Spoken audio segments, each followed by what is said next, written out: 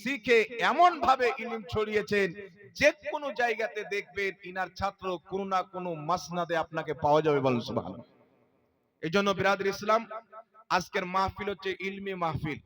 আর আল ইলমের কারণে ইনাদেরকে দাস্তার দেওয়া হয়েছে, কাউকে কারির, কাউকে আলিমিয়াতের। আমরা দোয়া করি আল্লাহ পাক এদের সকলকে যেন আহলে সুন্নাত ওয়াল জামাতের এক একটাকে একটা করে যেন মাসলাকে আলা হযরতের সৈনিক এবং মাসলাকে আলা হযরতের আপনার স্তম্ভ তৈরি করেন। সকল বলেন আল্লাহুম্মা আমিন।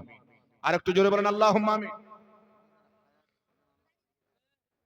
সুবহানাল্লাহ। দেখছেন আমার ভাই জীবনী বক্তা হযরত মাওলানা আওয়েস রাজা কাদরী সাহেব, আপনাদের মাদ্রাসার প্রধান শিক্ষক হযরত আল্লামা মুফতি আলী হোসেন কাদরী সাহেবের ছাত্র, আলিমে দ্বীন, জীবনী বক্তা, খুব সুন্দর বক্তা। 500 টাকা গোপীনাথপুর কানজুল উলুম মাদ্রাসা নিজের মাদারে ইলমে দান করেছেন। উনার শিক্ষক মুফতি সাহেবের হায়াত দারাজের জন্য আল্লাহ পাক যেন মুফতি সাহেবের হায়াতকে দারাজ করেন। সকলে বলুন আল্লাহুম্মা আমিন। এর জোরে বলেন আল্লাহুম্মা আমিন।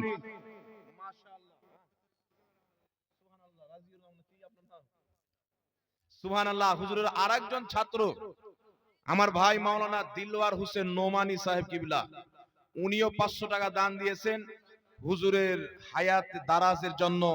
আমরা সকলে আল্লাহ পাকের বারগাহতে তার নবীর ওসিলায়, সিদ্দিকে আকবরের ওসিলায়, গৌসে খাজা ওয়া রাজার ওসিলায় আমরা দোয়া করি আল্লাহ পাক যেন মুফতি সাহেব কিবলার হায়াতকে হায়াতে খিজির বানিয়ে দেন। সকলে বলেন আল্লাহুম্মা আমিন। একটু জোরে বলেন আল্লাহুম্মা আমিন। আলহামদুলিল্লাহ। দান মনে হয় সারা রাত্রি আসবে। আমি তো ভাবছিলাম হুজুর যদি দান কালেকশন করতে তো জোহর পর্যন্ত এরকম কালেকশন হতো, কোনো সমস্যা হতো না। আর আমরা এখানে বললাম না, গোটা পশ্চিমবঙ্গ, বাংলা বলেন, আসাম বলেন, আপনার ঝাড়খণ্ড বলেন, বিহার বলেন, কোন এমন জালসা নাই যে এতক্ষণ আমরাকে বসে দেখিয়ে দিবে। কোন জালসা নাই। এটা একমাত্র হুজুরের মোহাব্বত আর হুজুরের ভালোবাসা। সুবহানাল্লাহ।